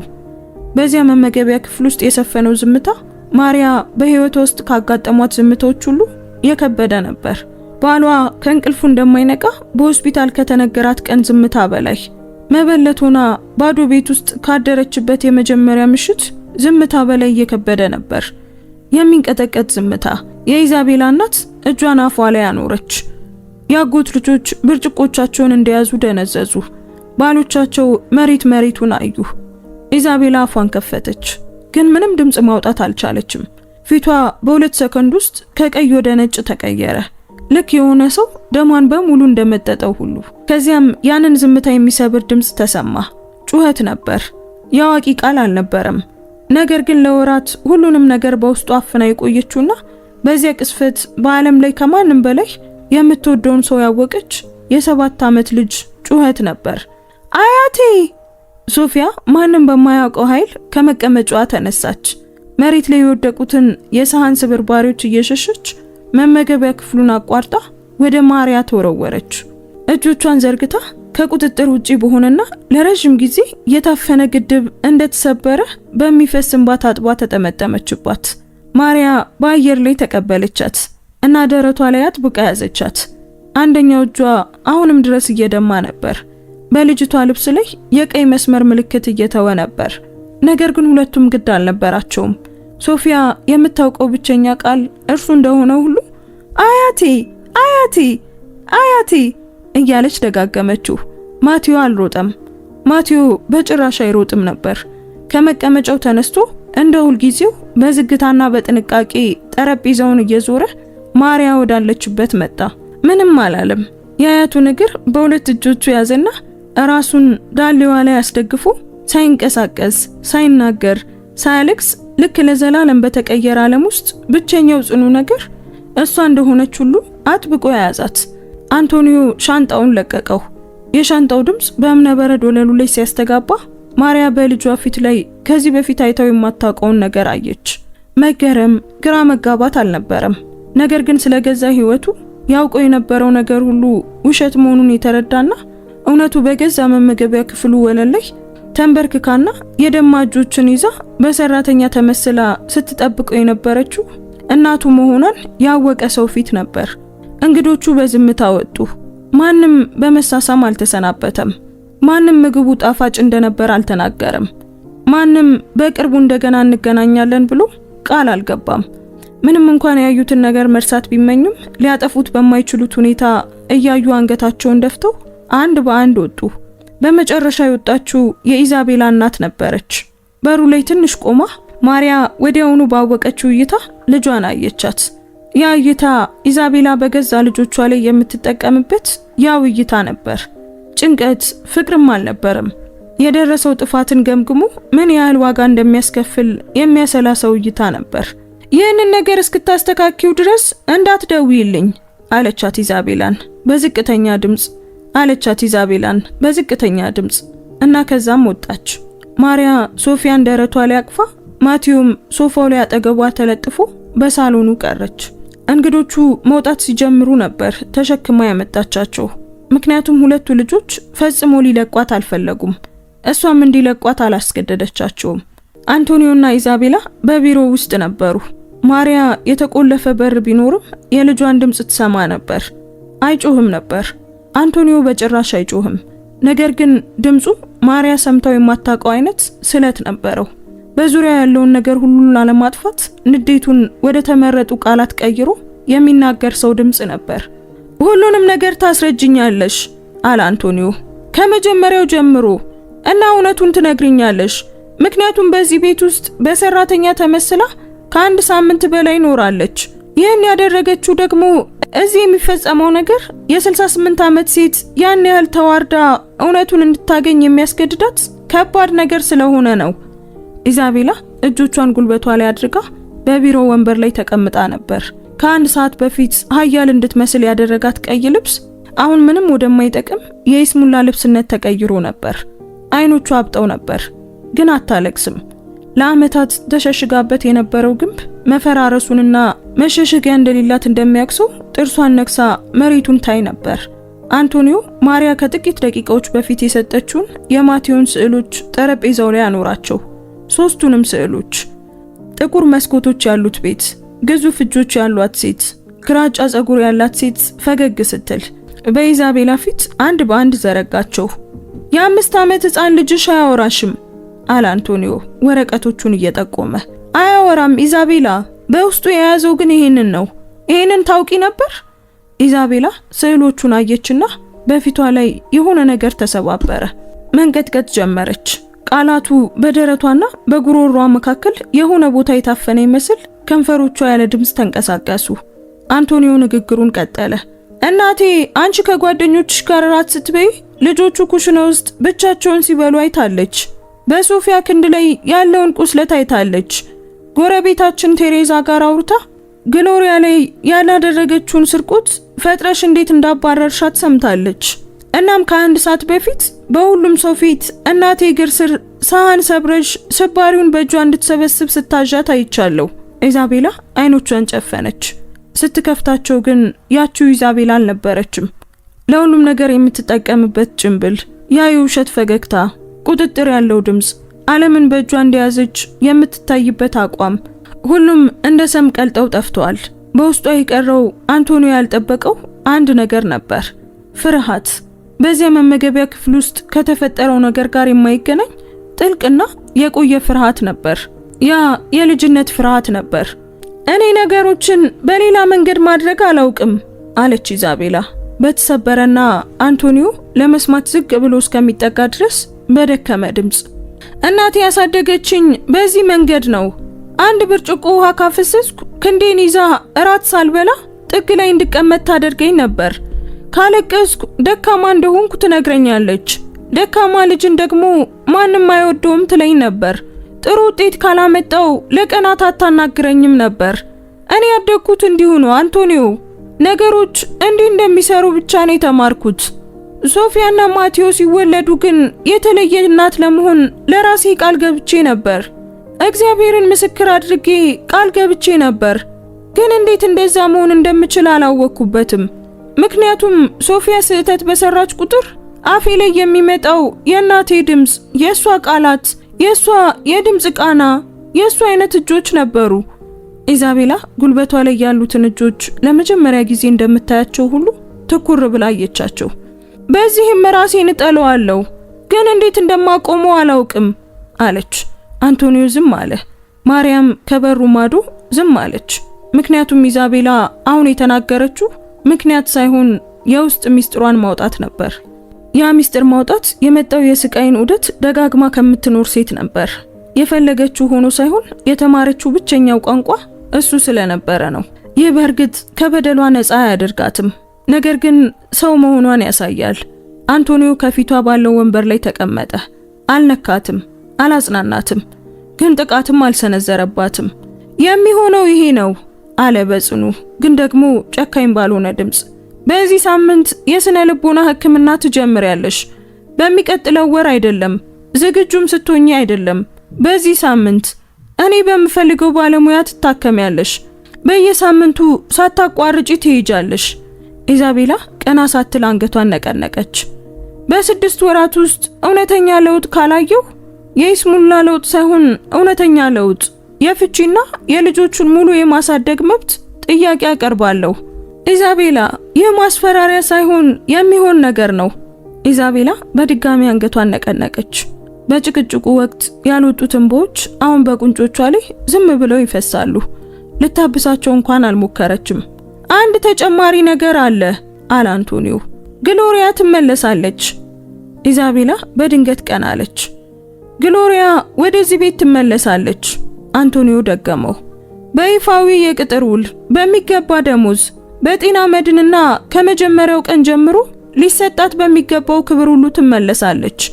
አንቺም ይቅርታ ትጠይቂያታለሽ። የይስሙላ ይቅርታ ሳይሆን አይናኗን እያየሽ በትክክል ያደረግሽባትንና ለምን ስህተት እንደሆነ በመናገር እውነተኛ ይቅርታን ትጠይቂያታለሽ። ኢዛቤላ ምንም አላለችም፣ አይሆንምም አላለችም። አንቶኒዮ ከቢሮ ወጥቶ ማሪያን በሳሎን ውስጥ ልጆቹን አቅፋ ተኝተው አገኛቸው። ከእናቷ አጠገብ ሶፋው ላይ ተቀመጠና ለረጅም ጊዜ ምንም ሳይናገር አያት። ማሪያ ጉንጩን በእጇ ያዘችው። ያ እጇ ሶፊያ ከመተኛቷ በፊት በሶፍት ያሰረችው በሸክላ ስባሪ የተቆረጠው እጇ ነበር። እናም አንዲት እናት ልጇን ምንም ያህል እድሜ ቢኖረው እንደ ጠፋ ልጅ አይነት እይታ ሲያያት ልትለው የምትችለውን ብቸኛ ነገር አለችው። እዚህ ነኝ ልጄ፣ እዚህ ነኝ፣ እናትህ እዚህ አለች። በሚቀጥለው ቀን ማሪያ ወደ ኢንዲፔንደንሲያን ሰፈር ሄደች። የሰማያዊውን ክፍል በር አንኳኳች። ግሎሪያ እንደ መጀመሪያው ጊዜ ያለመተማመን ስሜት በሚታይበት ፊት በሩን ከፈተች። ነገር ግን የማሪያን የፊት ገጽታ ስታይ በአይኖቿ ውስጥ የሆነ ነገር ተለወጠ። ማሪያ ሁሉንም ነገር ነገረቻት። ማን እንደሆነች፣ ምን እንዳደረገች፣ በመመገቢያ ክፍል ውስጥ ምን እንደተፈጠረና አሁን ምን እንደሚሆን ነገረቻት። ግሎሪያ እጆቿን ጠረጴዛ ላይ አድርጋ አይኖቿ እየተለወጡ ያለምንም ጣልቃ ገብነት አዳመጠች። ማሪያ ንግግሯን ስትጨርስ ግሎሪያ ለአንድ ደቂቃ ያህል ዝም አለች። በሰራተኛ ተመስለው ገቡ አለች በመጨረሻ። ጮክ ብላ መናገር ያለባት ይመስል ነበር። እርሶ የባለቤቱ የአቶ አንቶኒዮ እናት አፕሮን ለብሰው ወለል አጽድተው ያችን ሴት እንድትንበረከኩ ስታደርጉት ታገሱ? ማርያም አንገቷን ነቀነቀች። ምክንያቱም ልጄ እውነቱን የሚያይበት ብቸኛው መንገድ እሱ ብቻ ነበር። ግሎሪያ ከወንበሯ ተነሳች። ግድግዳው ላይ ወዳለው የድንግል ማርያም ምስለ ስዕል ሄዳ ማተበች። እግዚአብሔር ይመስገን አለች ድምጿ እየተንቀጠቀጠ። በመንገዳችን ላይ እንደርሱ ያሉ ሰዎችን የሚያስቀምጥ አምላክ ይመስገን። በዚያው ከሰዓት በኋላ ግሎሪያ በሳን ፔድሮ ጋርዛ ጋርሲያ ወዳለው ቤት በዋናው በር በኩል ገባች። በሰራተኛ በር ሳይሆን በዋናው በር። ማሪያ በፍትህ መጓደል የተነቀለውን ሰው ወደ ቦታው እንደሚመልስ ሰው እጇን ይዛ አጅባት ገባች። ሶፊያ በሳሎን ውስጥ ቆማ ስታያት ለ3 ሰከንዶች ያህል ደነዘዘች። ከዚያም ሮጠች። ለወራት ሮጣ የማታውቀውን ያህል ሮጠች። ልክ ባለፈው ምሽት ወደ ማሪያ እንደተወረወረችው ሁሉ ወደ ግሎሪያም ተወረወረች። እናም ቤቱን በሙሉ ለረጅም ጊዜ በጠፋ ድምጽ በሚሞላ ቃል ጮኸች። አክስት ግሎሪያ! ግሎሪያ አንስታ ደረቷ ላይ አቀፈቻት። ሁለቱም ሳይሸማቀቁና ሳይቸኩሉ አለቀሱ። ልክ ዳግመኛ እንገናኝም ብለው አስበው በድንገት እንደተገናኙ ሰዎች ነበሩ። ማቴዎ በዝግታ ወደ እነሱ መጣ። እጆቹን አነሳና ለመጀመሪያ ጊዜ በስዕል ሳይጠይቅ የሆነ ሰው አነሳው። ከአንድ ዓመት በኋላ በሳን ፔድሮ ጋርዛ ጋርሲያ ያለው ቤት ድምፁ ተቀይሮ ነበር። ማሪያ ሁሉም ነገር ካለፈ በኋላ ለመጀመሪያ ጊዜ ልትጠይቃቸው በመጣች ጊዜ ይህን አስተውላ ነበር። ከዚያም በየሳምንቱ እሁድ 4 ሰዓት ላይ የደረቅ ቃሪያ፣ ቸኮሌትና ቅመማ ቅመም የሞላበትን ቦርሳ ይዛ ስትመጣ ሁሉንም ነገር ታስተውላለች። ያ የቤቱ ኩሽና አሁን የክሎሪንና የታፈነ ሽታ ሳይሆን የቀረፋና የህይወት ሽታን ይሸታል። የመጀመሪያው ለውጥ ድምጽ ነበር። ቀደም ሲል ዝምታ በነበረበት ቦታ አሁን ጫጫታ አለ። የልጆች ጫጫታ፣ ለመደበቅ የማይሞከሩ የእግር ኮቴዎች ድምጽ። ከጓሮ ውስጥ አክስት ግሎሪያ ምን እንዳገኘው ተመልከቺ ብላ የምትጮህ የህፃን ልጅ ድምጽ እና ከኩሽናው በረጋ ሳቅ የሚመልስ ድምጽ። ሶፊያ አሁን በከፍተኛ ድምጽ አትደነግጥም። ልክ የሆነ ነገር እንደሚመታው ሰው ትከሻዋን ሰብስባ አትሄድም። አሁን ጸጉሯን ፈታ በጓሮ ትሮጣለች። ምክንያቱም አንድ ቀን ለኢዛቤላ ጸጉሯን አጥብቃ እንድትጎነጉንላት እንደማትፈልግ ነግራታለች። ኢዛቤላም በጩኸት ወይም በመጎተት ፋንታ ለጥቂት ጊዜ ዝም አለች። የስነ ልቦና ባለሙያዋ እንዳስተማረቻት ተነፈሰችና እሺ እኔ ፍቅር እንደፈለግሽ አለቻት። እነዚህ ቃላት ኢዛቤላ በህይወቷ ካደረገቻቸው ነገሮች ሁሉ በላይ ትልቅ ጥረት ጠይቀዋታል። ምክንያቱም እነዚህ ቃላት የገዛ እናቷ ለ30 ዓመታት በአይምሯ ውስጥ ከቀረጸችው ሁሉ ተቃራኒ ነበሩ። ማቲዮ አሁን ያወራል። ልክ እንደ ሌሎች የ6 ዓመት ልጆች ከጧት እስከ ማታ ባያወራም ግን ያወራል። በስዕል ፋንታ በቃላት ይጠይቃል። ጧት ስለ ቁርስ ሲወርድ ደህና አደራችሁ ይላል። ግሎሪያ ምግቡን ስታቀርብለት አመሰግናለሁ አክስት ግሎሪያ ይላል። አንድ ጊዜም ማሪያ በህይወቷ ሙሉ የማትረሳው ነገር ተፈጠረ። አያቴ ቶርቲላ አሰራርን ታስተምሪኛለሽ አላት። ማሪያ ማንም ስታለቅስ እንዳያያት ወደ ምድጃው ዞር ማለት ነበረባት። ምክንያቱም እነዚህ ቃላት አንቶኒዮ በስራው ዓለም ላይ ካከናወናቸው ስኬቶች ሁሉ በላይ ዋጋ ነበራቸው። ማቲዮ አሁንም መሳሉን ቀጥሏል። ያ አልተቀየረም። የተቀየረው ግን ስዕሉ ነው። አሁን ጥቁር መስኮቶች ያሉበት ቤት አይስልም፣ ወይም ቀይ ልብስ የለበሰች ግዙፍ እጆች ያሏትን ሴት አይስልም። አሁን ረጅም ምላስ ያላቸው ውሾችን ይስላል። በተፈጥሮ የሌሉ ባለቀለም ፍራፍሬዎች ያሉባቸውን ዛፎችን ይስላል እና ቤተሰቦችን ይስላል። ሁሉም ፈገግ የሚሉባቸውንና ማንም በጩኸት አፉን ያልከፈተባቸውን ብዙ ቤተሰቦች ይስላል። ግሎሪያ በቤት ውስጥ ሁሉ ጊዜ ሊሰጣት በሚገባው ክብር ትሰራለች። ኢዛቤላ አንቶኒዮ እንዳዘዛት ይቅርታ ጠይቃታለች። ምንም እንኳን በመጀመሪያዎቹ ሳምንታት በሁለቱ ሴቶች መካከል ያለው ግንኙነት ሊበጠስ እንደቀረበ ክር ቢወጠርም በጊዜ ሂደት ግን ግንኙነታቸው ወደ ጓደኝነት ባይቀየርም እንኳን የጠላትነት አልነበረም። እርስ በርሳቸው ይከባበሩ ነበር። ሁለቱም ግንኙነቱ እንዲቀጥል ስለፈለጉ በየቀኑ በሚያደርጉት ጥረት የተገነባ ደካማ ክብር ነበር። ግሎሪያ አሁን ሁል ጊዜም ባይሆንም በመመገቢያው ጠረጴዛ ላይ ከቤተሰቡ ጋር ራት ትበላለች። እሁድ ግን ግዴታ ነው። ማሪያ ሞሌ ለመስራት በምትመጣበት እሁድ ግሎሪያ ከልጆቹ ከአንቶኒዮ ከማሪያና አንዳንዴም ከኢዛቤላ ጋር ጠረጴዛው ላይ ትቀመጣለች። ኢዛቤላ በርግጥ አሁንም ምቾት አይሰማትም ነበር። ነገር ግን የስነ ልቦና ባለሙያዋ ምቾት ማጣት ለመሸሽ ምክንያት ሳይሆን የሆነ ነገር እየተለወጠ መሆኑን የሚያሳይ ምልክት ነው ስላለቻት እዚያ ለመገኘት ራሷን ታስገድዳለች። ኢዛቤላ ወደ ሌላ ሰው አልተቀየረችም። ነገሮች እንደዛ አይሰሩም። የስነ ልቦና ሕክምና የ30 ዓመት ጉዳትን በ12 ወራት ውስጥ አይሰርዘውም። ነገር ግን በየምሽቱ በመመገቢያ ክፍሉ ሳይሆን በኩሽና ጠረጴዛ ላይ ከልጆቹ ጋር ራት መብላት ጀምራለች። ይከብዳታል። በትከሻዎቿ ጥንካሬና ሶፊያ የሆነ ነገር ስትነግራት በምታደርጋቸው ረጅም ዝምታዎች እንደሚከብዳት ይታወቃል።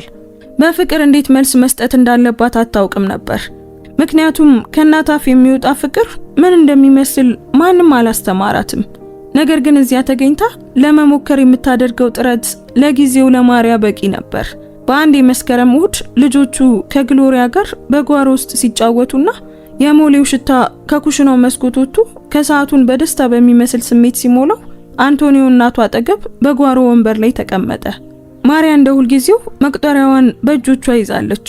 ለዓመታት በምሽት ጸሎት ያረጀው የእንጨት መቁጠሪያ ከባሏ እጅ ወደ እሷ ተላልፏል።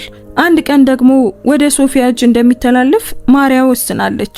አንቶኒዮ ለጥቂት ጊዜ ምንም አላለም። ልጆቹ ሲሮጡ ያይ ነበር። ቀደም ሲል ማየት የማይችለውን ነገር ሁሉ አሁን እያየ መሆኑ በፊቱ ላይ ያስታውቅ ነበር። ልጆቹን እንደ ተቆጣጣሪ አባት ሳይሆን እነዚህን ሁለት ልጆች በህይወት ውስጥ ካከናወናቸው ከማንኛውም ኩባንያ ውል ወይም የባንክ ሂሳብ በላይ ትልቁ ስኬቶቹ መሆናቸውን እንደሚረዳ ሰው ያያቸው ነበር። እማዬ አለ በመጨረሻም ልጆቹን ከማየት ሳይቆጠብ። ማሪያ በጎን አየችው። አቤት ልጄ። አንቶኒዮ ቃላቱን ለማግኘት ትንሽ ጊዜ ወሰደበት። እኔ ለዓመታት የስኬታማ ነጋዴን ልብስ ለብሼ ነበር።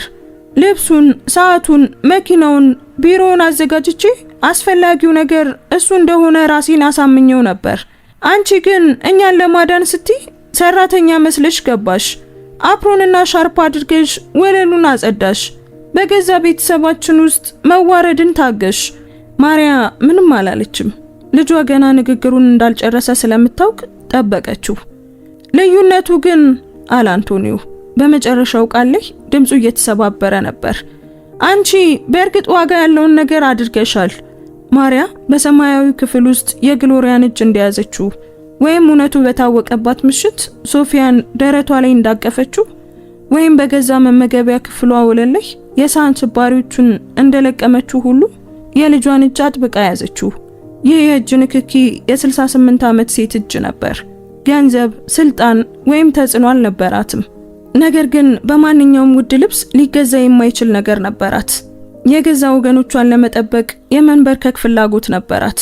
ይህ ደግሞ በመጨረሻ ሁሉንም ነገር ለመለወጥ በቂ ነበር። የእሁድ እኩለ ቀን ነው።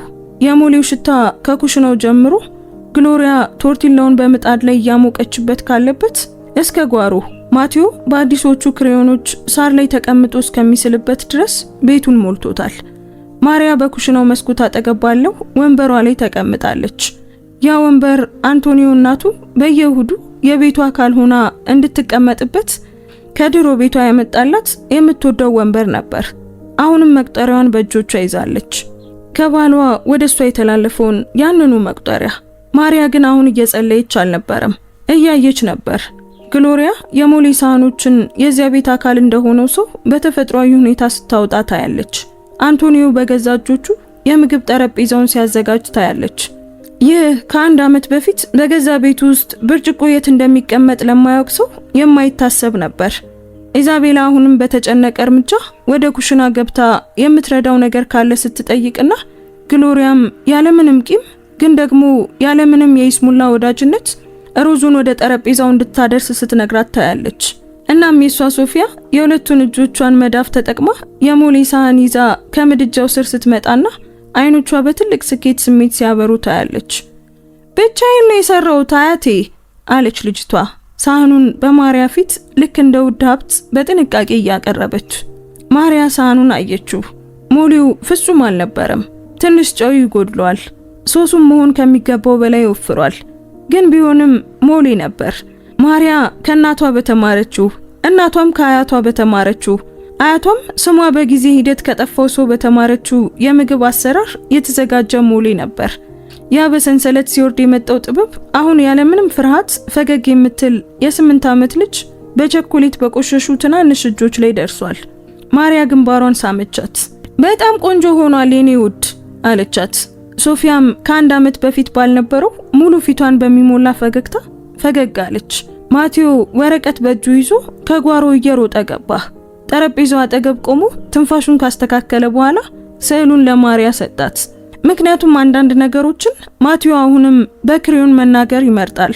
ማሪያ ወረቀቱን ተቀበለች። ያየችው ነገር ግን በቀረው እጇ መቁጠሪያዋን አጥብቃ እንድትይዝ አደረጋት። ሙሉ ቤተሰብ ነበር። ሁሉም አሉ። መሃል ላይ ሰማያዊ አፕሮን የለበሰች ግራጫ ጸጉር ያላት ሴት አለች። ማቴዎ በግራጫ ቀለም የቀባው ረጅም ሰው አለ። ቀይ ልብስ የለበሰች ሴት አለች። በዚህ ጊዜ ግን አትጮህም። አፏ ተዘግቷል። እጆቿም አሁን ትናንሽ ናቸው። ፈገግታቸው ከፊታቸው እስኪወጣ ድረስ ፈገግ ያሉ ሁለት ልጆች አሉ እና አጠገባቸው ነጭ አፕሮን የለበሰች እጆቿ መጠነኛ የሆኑ ግዙፍ ወይም አስፈሪ ያልሆኑ ነገር ግን የሚያቅፉ እጆች መጠን ያላቸው ሴት አለች። ማሪያ ለረጅም ጊዜ ስዕሉን ትኩር ብላ አየችው። በውጭ የኩለ ቀን ፀሐይ በመስኮቱ በኩል ገብቶ ወረቀቱን የያዙትን የእርሷን የተሸበሸቡ እጆች ያሞቃቸዋል። በውስጥ የሞሌው ሽታ ጠረጴዛው ላይ ከሚቀመጡ ሳህኖች ድምጽና ያለምንም ፍርሃትና መቸኮል ከሚያወሩ ድምጾች ጋር ይደባለቃል። ማርያም ነፍስን ለዘላለም በሚቀይር የህይወት ተሞክሮ በምታገኘው እርግጠኝነት አንድ ነገር አወቀች። እውነቱን ለማግኘት አንዳንዴ መንበርከክ እንደሚያስፈልግ፣ የእናት ፍቅር የሚደበቅበት ምንም አይነት ጭንብል እንደሌለው እና በመጨረሻም እውነት ሁሉ ጊዜ የመውጫ መንገድ እንደምታገኝ አወቀች። ምክንያቱም በማንኛውም አፕሮን፣ በማንኛውም ሻርፕና በማንኛውም ዝምታ ለዘላለም ሊደበቁ የማይችሉ ነገሮች አሉ። ውድ ቤተሰቦቻችን የዛሬው ታሪካችን በዚሁ ተጠናቋል። እስኪ ታሪኩን እንዴት አገኛችሁት? ምንስ ተማራችሁበት? ወደዳችሁት? ኮሜንት ላይ ሐሳብ አስተያየታችሁን ጻፉልን። እዚህ ድረስ ከሰማችሁትና ከጨረሳችሁትም ጨርሼዋለሁ እያላችሁ ጻፉልን። አንዲት የደግነት ተግባር የሰውን ህይወት ትቀይራለች ብላችሁ የምታምኑ ከሆነ ላይክ እና ሼር በማድረግ ለሌሎች ለብዙ ሰዎች እንዲደርስ አድርጉት። እንደዚህ አይነት ድንቅ ታሪኮችን መስማት የምትወዱ ከሆነ ደግሞ አሁኑኑ ሰብስክራይብ በማድረግ ቤተሰባችንን ተቀላቀሉ። በየቀኑ የምንለቃቸው አዳዲስ ታሪኮች እንዳያመልጧችሁም የደወል ምልክቱን ተጫኑ። እናመሰግናለን። እንወዳችኋለን። ቸር ቆዩን።